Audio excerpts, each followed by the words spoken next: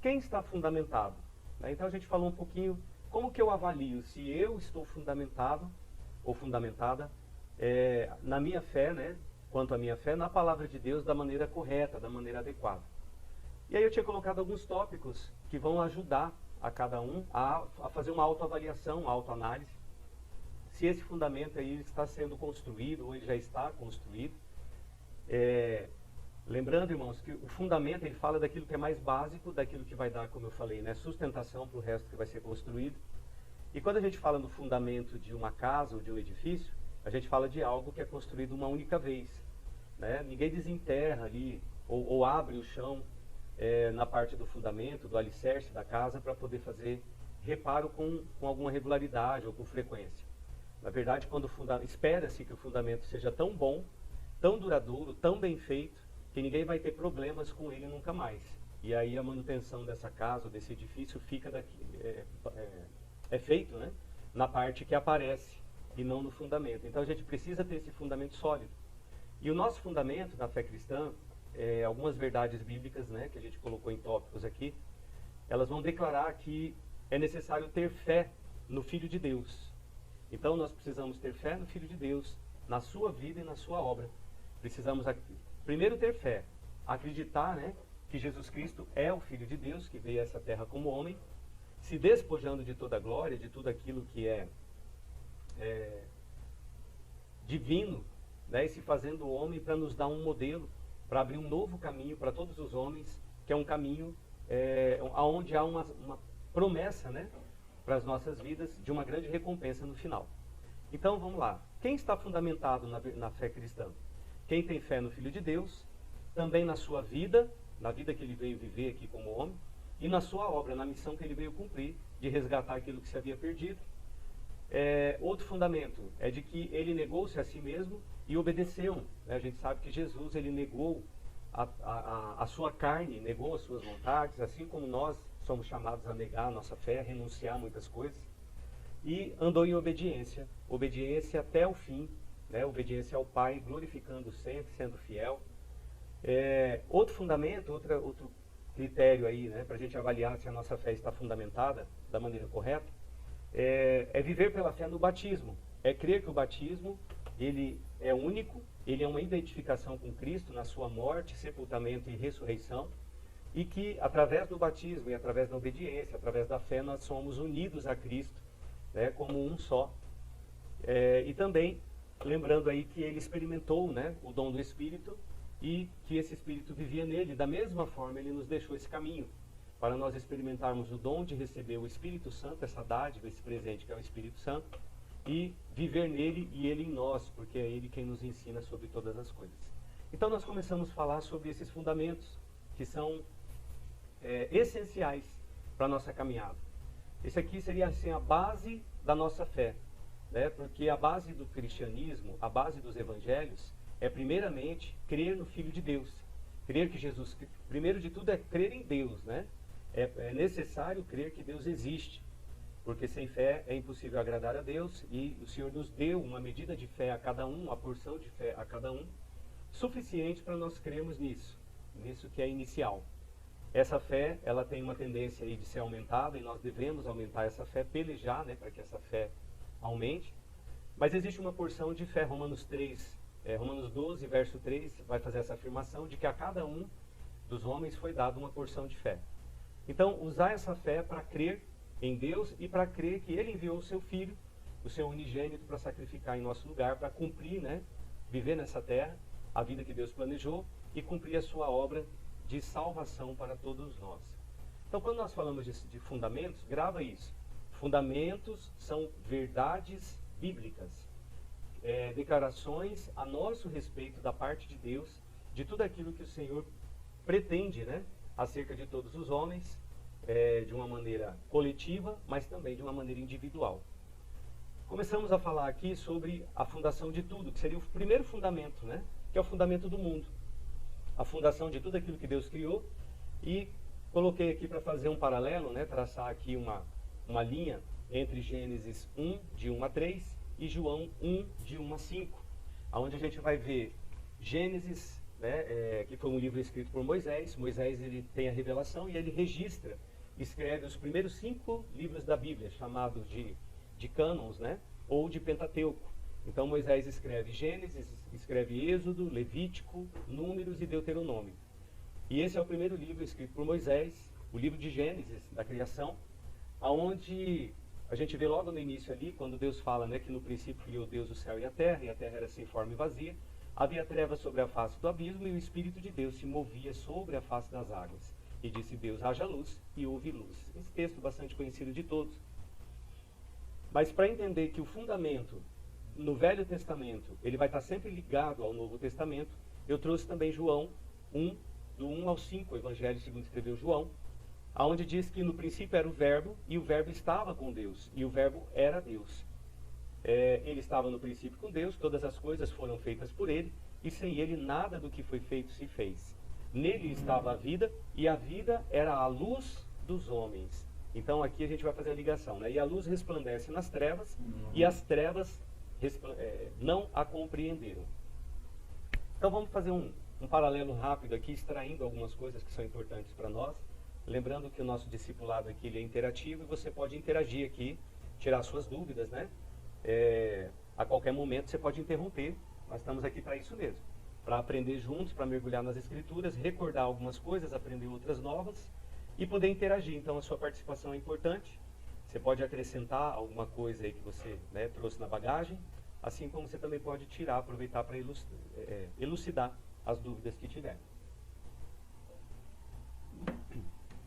Então olha só, no Velho Testamento, na Velha Aliança, nós temos Gênesis 1, na Nova Aliança, no Novo Testamento, João 1, falando exatamente da mesma coisa.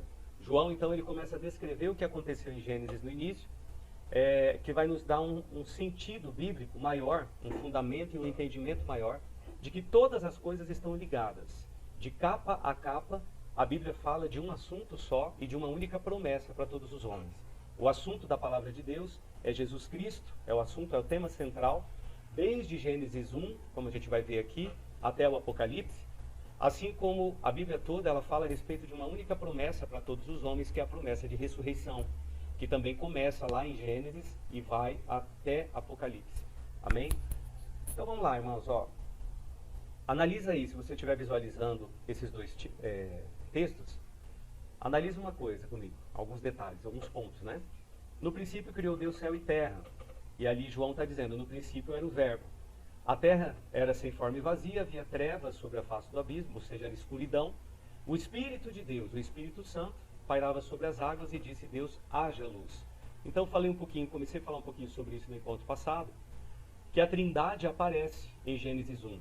Né? Não apenas Deus Pai, mas Deus Espírito Santo está pairando sobre as águas e Deus Filho, o Verbo de Deus, está agora sendo declarado através do haja, verbo haver, que vem do sentido de existir. Quando Deus diz haja luz, houve luz. E João vai esclarecer mais esse texto, né? Esses versículos de Gênesis, declarando que no princípio era o Verbo. Qual era o Verbo? Ou quem era o Verbo? O Verbo era o haja na boca do Pai, porque tudo foi feito através da palavra, tudo que o Senhor liberou, né? Haja luz, houve luz, haja firmamento. Então, esse haja é o Verbo de Deus na boca do Pai, sendo liberado a palavra, né? O Verbo de Deus, que estava com Deus, e o Verbo era Deus. Ou seja, a palavra, esta palavra, esse Verbo liberado, ele retrata o Filho no Velho Testamento, né? Participando de toda a criação, porque ele vai declarar que todas as coisas foram feitas por ele, e sem ele, o Filho, o Verbo, o haja, nada do que foi feito se fez. Nele estava a vida, né? Nele em quem? Em Cristo, porque Jesus Cristo é a vida. E a vida era a luz dos homens. Agora compara. Gênesis 1 está dizendo que tudo era abismo, que havia o abismo e que tudo era trevas, né? Ou seja, escuridão. E agora Deus disse, haja, liberou o verbo, haja luz, e houve luz, e começou a gerar outras coisas através do verbo, através da palavra, porque tudo foi feito através dele. Nele estava a vida, em Jesus, o verbo, e a vida, ele, Cristo, era a luz dos homens. Então, quando Deus diz, haja luz, houve luz, porque Jesus, o verbo, foi liberado e gerou luz, porque ele mesmo, né, se fez luz para os homens. E a luz resplandece nas trevas, ou seja, tudo que era abismo agora, que era trevas, passou a ser iluminado. Chamando a atenção aqui, irmãos, que aqui Deus não havia criado ainda sol e lua, astros, estrelas, nada disso. A luz que clareia a terra nesse momento de Gênesis 1 e que João está esclarecendo, tem um nome apenas, que não é sol, não é lua, não é estrela, não é nada disso, mas é Jesus Cristo. Ele se fez a luz dos homens. E essa luz resplandeceu no meio das trevas e as trevas não a compreenderam, né? Então a gente tem aqui um traçado de um fundamento bíblico, né, um paralelo ou uma linha de raciocínio e de ligação bíblica, que nós chamamos tipologia bíblica, né? Tudo aquilo que existe uma matéria dentro da teologia chamada tipologia. E a tipologia bíblica, ela vai sempre fazer apontamentos para um tipo de Cristo, ou um tipo de Jesus Cristo, apresentado no Velho Testamento, na Velha Aliança, antes que ele se fizesse homem e viesse a essa terra. Então aqui a gente tem estamos estabelecendo um entendimento para todos aqui, né? Ter com clareza o que essa ideia de fundamento bíblico, de fundamento da fé cristã, para a gente poder entender que tudo está interligado, tudo tem uma razão central, um assunto central e uma promessa que é uma garantia do Senhor para todos.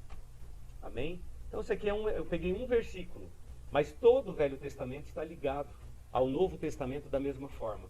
E muitos textos e personagens da Velha Aliança, né, eles fundamentam e anunciam até através dos profetas a vinda de Jesus Cristo, a vinda do Messias, do Salvador, colocando para nós esse fundamento, Jesus Cristo. Porque ele é a rocha, né? Ele é o firme fundamento da nossa fé. E Paulo até, ele declara que o firme fundamento, o fundamento da nossa fé já foi lançado. E que não há outra, e qualquer outra religião, doutrina, seita, ou crença que o homem possa ter levantado no passado, ou possa vir a levantar ainda no futuro, que não tiver como fundamento principal a Jesus Cristo, não provém de Deus. Amém? A fé, a nossa fé, ela é fundamentada e ela é firmada em Jesus Cristo. E a gente vai ver isso daqui a pouco aí no decorrer das aulas, né? A gente vai ver isso também através de alguns textos bíblicos que vão nos ajudar a compreender um pouco mais. Então vamos lá, vamos para frente. Efésios 2:20, Paulo escreve assim: edificados sobre o fundamento dos apóstolos e dos profetas, do qual Jesus Cristo é a pedra principal. Então está aí o texto declarado por Paulo à igreja de Éfeso, né? Onde Paulo está dizendo assim, que nós somos edificados, que a nossa fé, né, a religião, se você quiser chamar assim, a nossa igreja, o nosso evangelho, o título de evangélicos, o título de cristãos, né, essa posição que a gente tem em Deus, de filhos de Deus, tudo isso é edificado sobre o fundamento que foi ensinado pelos apóstolos e pelos profetas, ou seja, Jesus Cristo. Ele é a pedra principal, ele é o alicerce, a base desse fundamento para a nossa fé. Porque sem Jesus não existe evangelho. Sem Jesus, né? Você imagina tirar Jesus das Escrituras. Perde todo o sentido. Não existiriam os evangelhos, os profetas, os apóstolos, os personagens, né? Que apontam para a vinda do Cristo. Não teria nada, né? Para a gente poder se fundamentar ou fundamentar a nossa fé. E aí é importante lembrar, e eu gosto de colocar sempre esse exemplo, de que outras religiões, outras crenças, outras formas de crer em outros deuses, inclusive, que não estão fundamentadas em Jesus Cristo, além delas não estarem aí de acordo com isso que Paulo está declarando aqui, a gente tem que entender uma coisa. Vários deuses surgiram, né, no decorrer da história. Deuses aqui que eu falo deuses estranhos e é escrito com D minúsculo, tá? Mas vários deuses, várias crenças, várias religiões que acreditam, né? Citar alguns exemplos: Buda, Maomé, Allan Kardec aí nos kardecistas, várias pessoas que foram tomadas como deuses ou tomadas como fundamento, né? Muitos homens que no decorrer das décadas aí, dos milênios até, se levantaram e se estabeleceram como líderes religiosos, líderes, né, de uma doutrina, de uma fé. Alguém escreveu algo muito interessante, que se você procurar os restos mortais de Buda, você vai encontrar, né? Você vai lá, existe um jardim aonde Buda foi enterrado, e você, procurando no Google, você vai se localizar, você compra uma passagem, vai até lá. Se você mandar fazer a exumação do corpo, vai abrir o túmulo e está ali os restos mortais de Buda, né, os ossos dele, está ali o restinho do que sobrou. Maomé, a mesma coisa. Se você procurar Allan Kardec, mesma coisa. Se você procurar Gandhi, mesma coisa, né, para os indianos. Então, assim, os restos mortais estão lá. Porém, se você procurar os restos mortais de Jesus Cristo, que a antropologia, a arqueologia, né, que vive fazendo pesquisas e toda a ciência até hoje não conseguiu derrubar o fato, porque é fato que o Filho de Deus se fez homem, veio a essa terra e é o firme fundamento da nossa fé. E ainda, além da questão de túmulo, de restos mortais aí que a gente possa considerar, porque não adianta procurar os restos mortais, os ossos de Jesus, que a gente bem sabe, né, que a tumba estava vazia quando foram procurar por ele. E até é um fato histórico, porque os mestres da lei naquela época, quando Jesus foi sepultado, e depois sumiu, né, o seu corpo, porque ele levanta do túmulo ali, vai ter com os discípulos e fica ali fazendo toda a conclusão da sua missão. Mas os historiadores descrevem que aqueles líderes religiosos, juntamente com governantes da época, tentaram de todas as maneiras levantar falsas testemunhas, né? E tentaram de várias maneiras provar que o corpo havia sido roubado e que na verdade Jesus ele nunca ressuscitou, ele nunca haveria ressuscitado, mas sim seu corpo teria sido roubado do túmulo para poder causar, né, toda uma situação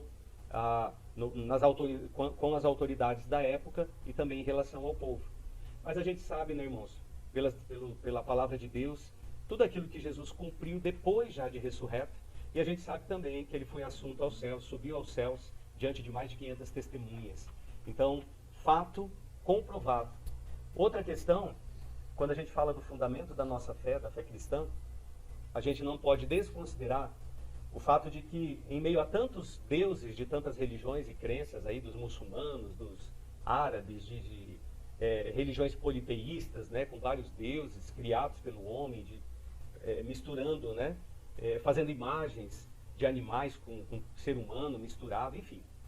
Em meio a tantos deuses que já surgiram até então, o único nome que foi colocado, né, que foi citado nos livros históricos, até o dia de hoje, embora existe hoje uma grande resistência, existe hoje um movimento aí satânico até, contrário, né, às escrituras, que está tentando de todas as maneiras tirar, aqui no Brasil mesmo, tem tentativas de projetos de lei para tirar dos livros históricos o ACDC, ou seja, antes de Cristo, depois de Cristo. Alguns livros, cartilhas, livros já estão sendo alterados, mesmo sem lei, mas existem vários projetos para poder, numa tentativa de apagar o nome de Jesus Cristo, bem como de destruir a família, de ideologia de gênero, de bíblias que já estão sendo alteradas, né? Eu falei outro dia na igreja, recentemente, fiquei sabendo de uma bíblia que foi lançada agora, chamada Graça sobre Graça. O título da tradução é Graça sobre Graça, no qual foi extraído tudo aquilo que fala acerca, que condena ajuntamento de homem com homem, mulher com mulher. Tudo aquilo que fala sobre questões homossexuais foi removida dessa Bíblia, dessa tradução. Então, nós precisamos ter ciência dessas coisas que estão acontecendo. Mas o fato é, por que não houve, né, em algum lugar ou em algum momento, livros históricos marcando, registrando épocas, tempos, acontecimentos, antes de Maomé, depois de Maomé, antes de Buda, depois de Buda, né?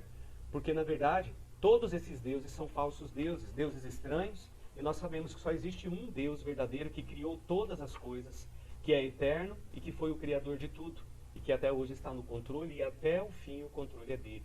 As profecias bíblicas, mais de 6.000, eu nunca contei, mas já ouvi números extravagantes, né? 15.000 profecias bíblicas, enfim.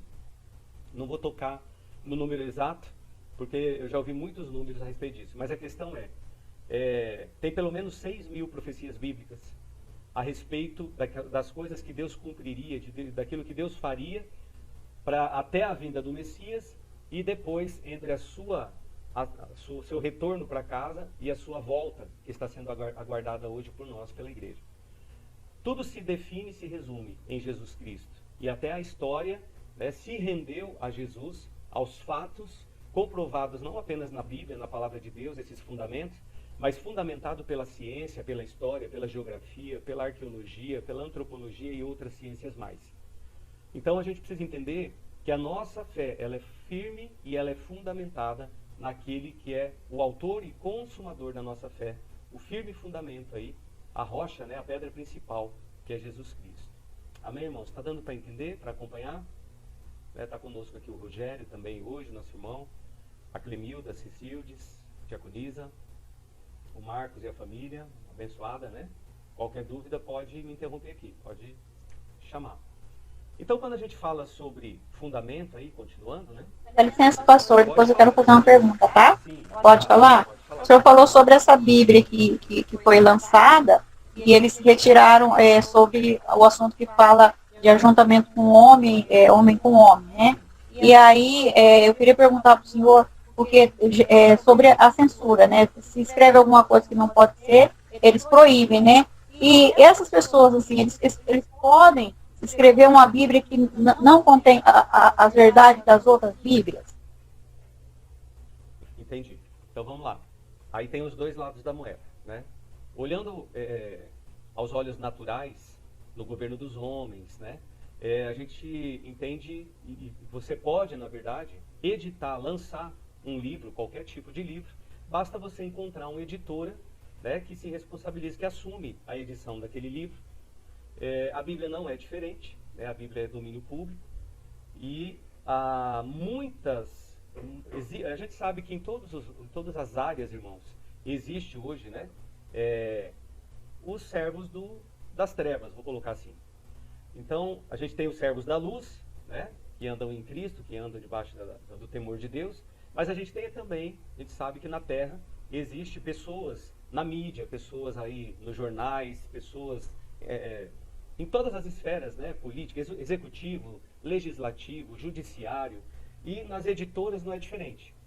Então, o que acontece? Essa Bíblia que eu citei aqui, Graça sobre Graça, ela foi inclusive traduzida, uma tradução feita por dois, né, um casal de homens, e eles fizeram, eu acredito, né, que a editora também, por trás dessa editora, tenha pessoas com a mesma linha de pensamento, que acham que isso é normal, entendem que isso é normal, e que viabilizaram, né? A gente sabe que assim como a Bíblia, inclusive, ela diz que os filhos das trevas são muito mais prudentes e organizados do que os filhos da luz. Então, às vezes, você, para fazer algo bom dentro da igreja, para fazer algo bom pelo reino de Deus, para alimentar pessoas com cesta básica, para levar roupa para elas vestirem, às vezes os filhos da luz, que somos nós, não são tão prudentes e organizados. E na hora de fazer grandes coisas, falta até o recurso, né? Não se une para levantar recurso. Já os filhos das trevas, a gente vê uma força maior em relação a essa unidade, para fazer as coisas que são contrárias à vontade de Deus. E a gente sabe que existem investidores, né, pesados que investem para poder pagar para fazer algo assim. Existe todo um movimento LGBT e as outras letrinhas por aí fora. Então a gente sabe que existe, né, esses filhos das trevas no que diz respeito aí ao lado natural, para editar e publicar algo assim, se unem forças, colocam recursos e fazem como fizeram, como está feito.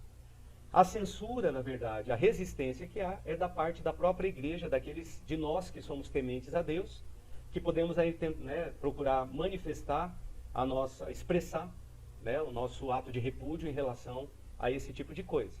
Mas o que eu quero chamar a atenção aqui é que fora o lado natural, existe o lado espiritual disso que aconteceu e disso que foi feito em relação a essa Bíblia, que foi publicada, e pode esperar, irmãos, que vai vir muito mais coisa por aí. Tem muitas leis, projetos de lei sendo hoje, fila de projetos de lei hoje tentando assumir, né, um domínio, uma autoridade, uma legalidade, serem aprovados para poder fechar ainda mais as portas em relação àquilo que Deus fez perfeito, né? No que diz respeito à família, à constituição familiar, igreja e tudo mais. Mas o que eu quero chamar a atenção aqui? A palavra de Deus, lá no livro de Apocalipse, já nos últimos versículos, ela condena completamente qualquer pessoa que acrescentar ou tirar um tio que seja daquilo que o Senhor inspirou homens a registrar nas Escrituras. Então, ainda que nós não consigamos aí fazer retroceder esse tipo de projeto, e a gente deve orar para esses projetos retrocederem, serem, fracassarem, né, naquilo que o maligno está tentando, mas a gente tem que entender uma coisa, que no final, quem vai pesar a mão verdadeiramente sobre esses que estão brincando com a palavra de Deus é o próprio Senhor, nosso Deus. Né? Ai daqueles que acrescentarem ou tirarem, que quer que seja, das Escrituras da maneira como o Senhor entregou. Então, essas pessoas aí estão debaixo dessa sentença. E a Bíblia ainda diz assim, ó, dura coisa é cair nas mãos do Deus vivo. Dura coisa, não queira cair na mão de Deus para estar debaixo do juízo, né, de Deus. Então essas pessoas estão aí condenadas a se não houver arrependimento a tempo, estão fadadas a um juízo eterno muito duro, né, que a gente já estudou, sabe, já estudamos inclusive aqui na EFD mesmo, no discipulado, a respeito do inferno, quem vai, quem não vai, como funciona, e a gente sabe que não é brinquedo e não tem volta, né? Amém? Respondido, Diaconisa? Deu para... Amém, pastor. Muito obrigado, tá? Amém. Então vamos para frente. Então aqui tem algumas imagens, né, só para representar aqui simbolicamente a questão do fundamento, do alicerce, da construção dessa base. Porque essa base, irmãos, a gente precisa ter essa base na palavra de Deus. E como que a gente tem esses fundamentos? Participando aqui da FD, participando dos cultos onde você ouve a pregação do Evangelho, mas eu não posso deixar de estimular você à leitura bíblica, né? Porque os fundamentos estão registrados na palavra de Deus e é uma obrigação, é um dever nosso. Nós precisamos nos apegar mais à leitura da palavra de Deus, fazer disso uma prática, né? Um hábito diário, onde todo dia a gente vai lendo, seja um pouquinho, seja um pouco mais, ou seja bastante, né? E também quero desafiar aqueles que ainda não tiveram a oportunidade de ler toda a Bíblia, de ler todos os Evangelhos. Nós lançamos aqui há pouco tempo o desafio dos 40 dias, né? O Novo Testamento em 40 dias, e foi muito bom, é algo que dá para fazer. Você vê, 40 dias para ler todo o Novo Testamento. Lendo aí 4 a 7 capítulos inteiros por dia, aproximadamente, num prazo aí de 40 dias. Mas existem vários planos de leitura. Você pode ler em 90 dias, em 6 meses, em um ano, né? Existe plano de leitura de toda a Bíblia em um ano. E a gente tem aí esses planos de leitura. Se você não tiver o acesso, é só pedir. Pode pedir via WhatsApp, tá aí o número, né? Ou lá na igreja mesmo. A gente fornece para você. Mas a questão vai exigir uma dedicação e uma disciplina de pegar aquele plano e ir riscando dia a dia, cumprindo, né, todo o plano de leitura. Por quê? Porque não tem como conhecer todos os fundamentos se nós não estudarmos, não mergulharmos na palavra de Deus. E cada vez que eu releio, irmãos, algum livro bíblico, ou algum texto bíblico, ou o Novo Testamento inteiro, ou o Velho Testamento inteiro, cada vez que eu faço a releitura, novas revelações, o Espírito Santo ele vai trazendo coisas novas, baseadas no mesmo, né, no mesmo texto, nas mesmas escrituras. Então eu quero incentivar você, assista, acompanhe a EFD, as aulas anteriores eu estou postando no canal da nossa igreja lá, para ter um histórico, se você não viu. Então está lá, Igreja Nações de Deus CG, no YouTube, né? E você pode estar acompanhando, pegando a sequência dessas aulas, mas não fique só nas aulas.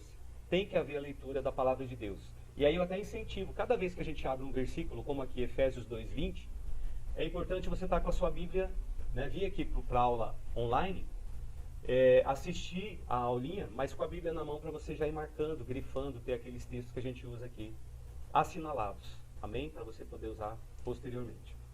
Então vamos lá, continuando. Uma definição, para definir, não ficar só nas minhas palavras, uma definição mais dentro da língua portuguesa, né? Do que são fundamentos. A palavra fundamento, ela significa base, alicerce ou fundação. A construção do alicerce é a primeira etapa a ser realizada na edificação de uma casa, etapa a ser realizada na repetir a frase. Não é possível levantar as paredes sem antes construir um sólido alicerce ou fundamento. Acho que eu citei isso no encontro passado. Imagina uma casa, imagina a sua casa de preferência, né, sendo construída sem fazer o alicerce, o baldrame, o fundamento. E agora a pessoa lá, o pedreiro, ele vai e só começa a levantar as paredes em cima da terra mesmo, ali do chão, né? Imagina no que vai dar isso futuramente, depois de 2 anos, 5 ou 10 anos que seja de você morando na casa, quando você menos esperar o negócio vai ruir, de repente pode cair em cima da família, ou pode começar a rachar as paredes, né? Então, o fundamento, ele é essencial, né? E como a gente está estudando sobre o fundamento da fé, fazendo sempre esse paralelo aí com o fundamento da casa, a fundação, a gente precisa ter uma fundação firme, né, para a nossa fé. Por quê? Quando Jesus ele falou, ensinou, né, na parábola lá dos 2 fundamentos, e ele fala sobre aquele homem prudente que construiu a sua casa sobre a rocha e o homem imprudente que construiu a sua casa sobre a areia. Ele deixou muito explícito, muito claro, que a casa pode ser construída. E ali está falando da nossa casa espiritual, da nossa vida espiritual, né? Quando Jesus ele diz para os mestres da lei, ele chega e fala, olha, se vocês destruírem esse templo, em 3 dias eu vou reconstruir e eu vou colocar ele de pé de novo. Eles ficam revoltados, né? Porque eles falam, como assim 3 dias? Né? Levou aí, não recordo agora se 40 ou 70 anos, me fugiu, mas levou décadas para construir esse templo e você está falando que em 3 dias vai reedificar. Mas qual era a casa, qual era o templo, né, que Jesus estava se referindo? Ele estava se referindo ao templo da casa espiritual no seu corpo, na sua vida espiritual. Tanto é que quando mataram, né, ou mataram ali, através da morte de cruz, na verdade não mataram, né, porque ele mesmo declarou que ninguém podia tirar a sua vida, mas ele a entregaria. Então, enfim, quando ele morre, não pelas mãos de homem, mas quando ele entrega, né, o seu espírito e ele expira dessa vida, 3 dias depois, o templo, este templo, Jesus Cristo, essa casa espiritual, estava de pé, outra vez reedificado. Então a gente precisa entender que a nossa vida, enquanto casa espiritual, enquanto templo, habitação do Espírito Santo, ela precisa ter um alicerce, um fundamento sólido. Porque virão os ventos, né, virão as tempestades, virão as dificuldades para tentar abalar a nossa fé, tentar nos tirar da presença, tentar nos convencer, né? O inimigo trabalha para tentar nos convencer de que tudo é engano, de que todas as escrituras aí são uma grande mentira e nada disso é verdadeiro e foi escrito por homens apenas, sem inspiração divina, enfim. Quando vier todas aquelas tentativas, governos, decretos, leis, toda forma de vento, né, de tormenta contra nós, quem vai nos manter de pé é esse firme fundamento. São as verdades bíblicas declaradas a nosso respeito, né, e que nos prometem um futuro e uma esperança através daquilo que Deus escreveu sobre todos nós. Quando olhamos para um grande edifício pronto, não podemos ver os fundamentos, mas eles estão lá, sustentando todo o peso da edificação. Quanto maior o edifício, mais firme precisam ser seus fundamentos. Então já usei esse exemplo algumas vezes em pregação na igreja, né? Quando você olha para a parede da sua casa, tem uma ferragem lá dentro, né? Foram feitas colunas, foram colocadas treliças, às vezes sobre a porta, sobre as janelas e as colunas em si, e também na fundação. Enfim, a questão é, se você olhar agora, você vê a pintura, a parede pintada, lisinha, bonitinha, e você não vê a ferragem, mas isso não significa que ela não esteja lá. O esperado é que ela esteja lá, que seja bem feita, bem fundamentada, né? Para resistir a tudo que for necessário durante muito tempo. Amém? Então vamos lá. Avançando ainda, ali a gente falou de uma definição na língua portuguesa, mas aqui a gente vai pegar algumas definições também, baseadas na palavra de Deus, do que venha a ser esse fundamento, para a gente compreender ainda mais. E nos dedicar a fortalecer, a gerar esse fundamento para que a nossa fé seja uma fé madura, uma fé sadia, e a gente possa avançar, né, comendo, inclusive, aí, espiritualmente, alimentos mais sólidos. Então vamos lá. Na Bíblia, nossas vidas são comparadas a edifícios que estão sendo construídos pelo Senhor. Então, não por acaso, né, eu faço essa comparação, mas se você tiver com a sua Bíblia aí, eu vou convidar você a abrir e marcar lá em Efésios 2 ainda, dos versículos 20 ao 22, quando Paulo ele escreve, né, a igreja de Éfeso, declarando assim, ó: edificado sobre o fundamento dos apóstolos e dos profetas, de que Jesus Cristo é a principal pedra de esquina, no qual todo o edifício bem ajustado cresce para templo santo no Senhor, no qual também vós, juntamente sois edificados para a morada de Deus em espírito. Então o que Paulo está dizendo aí? O que ele está declarando, né? Ele está dizendo que nós somos como que um edifício. É aquilo que Jesus declarou para os sacerdotes, para os mestres da lei, dizendo, olha, vocês não entendem, podem não entender agora, mas eu sou o templo, eu sou a casa espiritual. E hoje nós, você e eu, somos esse templo, somos essa casa espiritual também no Senhor, né? Para poder cumprir tudo aquilo que o Senhor escreveu e descreveu a nosso respeito. Então vamos lá. Somos edifícios, né, construídos no Senhor. O próprio Jesus falou que essas casas precisam de uma base firme como a rocha. Lá em Mateus 7, do 24 ao 29, você pode marcar também e abrir aí. Vai apenas aqui confirmar, né, o texto que eu já citei a respeito dos dois fundamentos do homem que constrói a sua casa sobre a rocha, e vem os ventos e vem as tempestades, mas nada acontece com ela, e esse homem é considerado prudente. Já o homem imprudente, ele constrói a sua casa e edifica sobre a areia. Quando vem os ventos, as tormentas, ali, as tempestades, a sua casa ela vai ao chão, né? Então esse é um entendimento para a nossa vida cristã, para toda a nossa caminhada cristã, fundamentar a nossa fé na rocha firme, que é Jesus Cristo, na sua palavra. E mais um detalhe, né, em relação a isso: cuidar, irmãos, cuidar, vigiar, né, orar e vigiar aí. Vigiar para que, em alguns momentos de fraqueza espiritual, de frieza, né, espiritual, em alguns momentos, pode ser que a sua casa, você acabe tirando a sua casa espiritual da rocha e levando para a areia, né? Quando a gente fala da casa espiritual, existe essa possibilidade, que são as pessoas que vão se afastando da fé, que vão se afastando da presença de Deus, que já não ora mais, que já não participa mais do corpo e do sangue, né, na ceia, as pessoas que já não conseguem mais ler a palavra de Deus, e que vai esfriando, vai afastando. Então a gente pode comparar alguém nessa situação, que ela está tirando a sua casa da rocha e colocando sobre a areia. Porém, a gente também, pela fé e pela misericórdia de Deus, a gente tem que entender que quando isso acontece, ou sempre que isso acontece com alguém, o mesmo caminho de volta, ele é possível, ele é viabilizado pelo amor que o Senhor tem por nós, né? Se em algum momento, ou se nesse momento a sua casa, você tirou da edificação sobre a rocha e colocou sobre a areia, e está assim, né, meio bamba aí a sua casa espiritual, a sua vida espiritual, há tempo, corre, né, depressa, porque há tempo de você voltar para o fundamento, para a fundação mais sólida. E é o Senhor Jesus, que é a sua palavra, que é a sua igreja, que é a obediência, né, aí aos estatutos e mandamentos. A palavra de Deus, ela traz como fundamento para nós, a gente ainda vai falar um pouco mais sobre isso nos próximos encontros, 11 mandamentos e 613 ordenanças. Ordenanças bíblicas, né, comissões que o Senhor deu e para o seu povo. E hoje nós somos o povo de Deus na terra. Amém? Então a gente precisa mergulhar no conhecimento, no entendimento, não resistir, né, ao ensino, mas sim se tomar posse dele e nos tornarmos aí bons obreiros do Senhor, né, que sabem manejar bem a palavra de justiça e que estão sempre prontos aí a tempo e a fora de tempo para fazer tudo aquilo que o Senhor chamou a fazer. Amém? Então vamos lá, continuando aqui, lembrando que se alguém tiver alguma dúvida aí pode interromper, não tem problema. A gente tem alguns minutinhos ainda, acho que dá para terminar esse slide, fazer mais um hoje, e aí a gente continua no próximo encontro. Então ainda no slide aqui, os fundamentos da vida cristã são o conjunto de ensinamentos básicos, as verdades fundamentais dos quais apoiamos nossas vidas. Eles servem de base para tudo que o Senhor Jesus for edificar através de nós, ou em nós.